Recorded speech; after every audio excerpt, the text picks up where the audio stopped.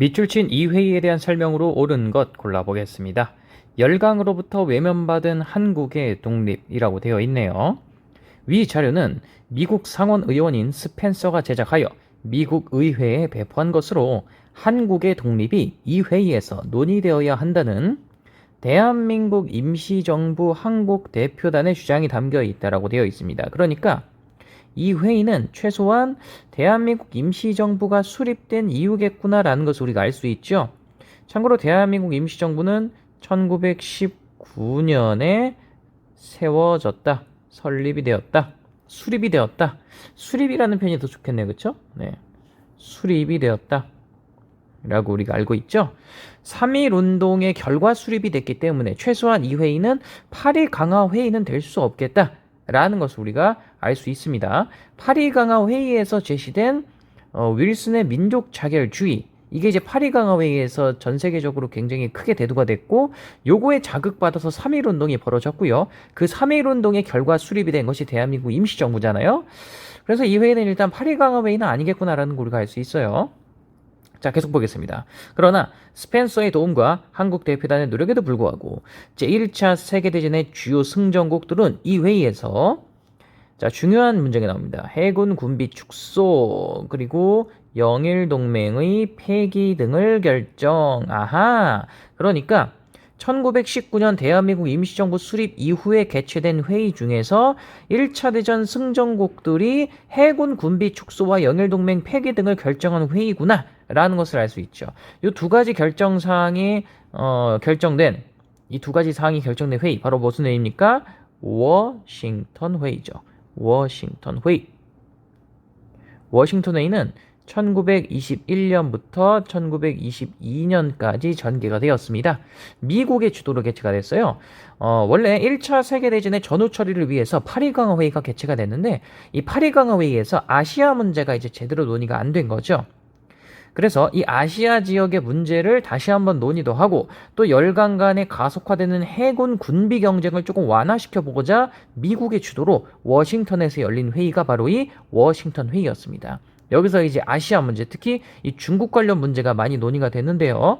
이 워싱턴 회의에서 대략적으로 어떤 내용들이 결정이 됐냐? 열강들 간의 해군 주력함 보유 비율을 제한했죠. 바로 이 해군 군비 축소와 관련이 있습니다. 그리고 영일동맹이 폐기됐어요. 영일동맹이 폐기돼서, 이 영일동맹이라는 것 자체가 원래 이 러시아를 견제하기 위한 동맹이었는데, 이 러시아가 1차 세계대전의 와중에 무너졌다는 것이 명분이었죠. 하지만 실제 이유는 미국이 아시아로 진출할 때 영일동맹이 걸림돌이 될 것을 우려했던 그런 측면이 있긴 있었습니다. 뭐 그런 내용이 있었다는 거 알아두시고요. 그리고 이 워싱턴 회의의 가장 중요한 내용 중에 하나는 바로 뭐냐면, 바로 산둥반도의 이권을 일본이 1차 세계대전 때 가져갔죠. 21개조 요구하면서 막 가져갔고, 8.1 강화 회의에서 열강들 인정도 받았는데, 이 산둥반도에 대한 이권을 일본이 중국에게 반환했다는 거. 요게 이제 워싱턴 회의의 결정사항 중에서 가장 중요한 내용이다라고 얘기할 수 있겠습니다. 이거 외에도 중국의 주권이 계속해서 이제 유지되는 것도 열강들이 모두 동의를 했어요. 그래서 이 중국에서 일본의 입김이 1차 세계대전 거치면서 지나치게 강해진 것, 이 중국뿐만 아니라 아시아 지역에서 이제 일본의 세력이 굉장히 강해졌는데, 요거를 약간 견제하려는 그런 목적이 이 워싱턴 회의에 있었던 것이죠. 하지만 그렇다고 해서 중국한테 무조건 이 워싱턴 회의가 좋기만 했냐? 그건 아니었습니다. 왜냐면 중국의 요구사항을 모두 들어준 게 아니에요.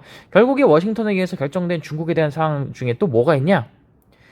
중국에게 이런 걸 요구했죠. 열강들에 대한 균등한 권리를 보장해 줄 것.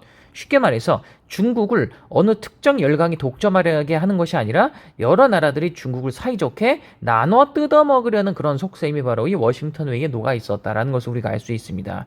중국이 요구했던 사항 중에 조차지의 반환이나 취해법권의 폐지와 같은 것들, 그리고 관세 자주권의 확립, 이런 것들은 들어주지 않았어요. 그렇기 때문에 이 워싱턴 회의는 산둥반도의 이권은 중국에게 반환이 되긴 했지만, 그 외 중국이 요구했던 다양한 사항들은 이루어지지 않았고, 다만 이 열강들이 동아시아에서 균등한 세력을 서로 유지하면서 서로 간에 싸우지 않도록 세력 간의 질서를 유지하는 것이 핵심이었다라는 것을 여러분들이 기억하시면 되겠습니다. 그래서 이 워싱턴 회의의 결과 수립된 열강 간의 협조와 균형을 전제로 하는 국제질서, 바로 뭡니까? 워싱턴 체제가 수립이 되었다라는 것도 같이 알아두시고요. 이 워싱턴 체제는 언제까지 지속이 되냐? 1931년에 만주사변을 일본이 일으킬 때까지 지속이 됩니다. 일본이 만주사변을 일으키고 대륙 침략을 본격화하면서 워싱턴 체제, 열강 간의 공존과 균형, 평화를 전제로 하는 워싱턴 체제는 깨지게 되는 것이죠. 자, 어쨌든 좀 길게 설명을 했는데 이 워싱턴 회의에 대한 설명, 바로 여러분들 답이 보일 겁니다. 정답은 4번이죠. 4번이고요. 나머지 선지들도 보겠습니다. 자, 카이로 선언의 이행을 확인하였다. 카이로 선언이 발표된 계기가 된 것은 2차 세계대전 중에 있었던 카이로 회담이고요. 이 카이로 선언을 다시 한번 확인한 회의는 바로 언제냐면 1945년에 있었던 포츠담 회담이 되겠습니다. 포츠담 회담. 여기서 이제 일본에게 무조건 항복을 요구하면서 카이로 선언의 이행을 확인했죠. 카이로 선언 내용 중에는 이제 우리나라를 독립을 시킨다라는 내용도 들어가 있었죠. 따라서 정답 아닙니다. 자, 2번 볼게요. 에치슨 라인의 발표. 자, 에치슨 라인은 1950년 1월에 발표된 미국의 극동 방어선입니다. 여기서 대한민국과 타이완 등이 이제 빠졌죠. 특히 이제 한국이 빠짐으로써 6.25 전쟁을 북한이 일으키게 되는 하나의 배경이 되었다. 뭐 이렇게도 얘기를 합니다. 뭐 에치슨 라인에서 우리나라가 안 빠졌다고 해서 북한이 절대로 전쟁은 안 일으켰겠냐? 이렇게 보장할 수는 없겠지만 어쨌든 이 북한이 6.25를 일으키는데 하나의 어떤 촉진제가 되었다고 얘기할 수 있겠죠. 이 에치슨 라인의 발표는 1950년 1월이기 때문에 1921년에 개최된 워싱턴 회의랑은 크게 관련이 없겠죠. 정답 아니고요. 자, 오사운동이 일어나는 원인. 자, 오사운동은 1919년에 발생했습니다. 오사운동이 일어나는 원인이 된 회의는 워싱턴 회의가 아니라 파리강화회의죠. 이 파리강화회의에서 이 산둥반도 이권을 일본에게 넘긴다라는 것을, 이걸 중국이 받아들일 수 없었음에도 불구하고 이 파리강화회의 열강들이 그냥 인정해버렸다는 거죠. 이것 때문에 이제 오사운동이 중국에서 일어나게 되었다라고 얘기할 수 있겠습니다. 이거는 워싱턴 회의가 아니라 파리강화회의에 대한 설명 되겠습니다. 4번 정답이고요. 5번에 일본이 북위 50도 이남의 사할린을 차지하는 계기가 된 것은 바로 무슨 조약이냐? 이거는 포츠머스 조약이죠. 포츠머스 조약. 이 포츠머스 조약은 1905년이고요. 이 포츠머스 조약은 러일 전쟁에서 일본이 승리하면서 이제 체결된 조약이고, 일본이 이때 배상금을 안 받는 대신에 받은 땅이 바로 이 북위 50도 이남의 사할린이었습니다.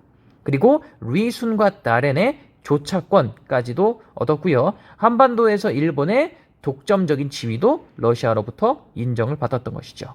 이 포츠머스 조약 체결하고 나서 얼마 안 가가지고 바로 일본은 대한제국과 을사조약을 체결하게 됩니다. 자, 어쨌든 이 워싱턴 회의에 대한 설명으로 정답은 4번이 되겠습니다.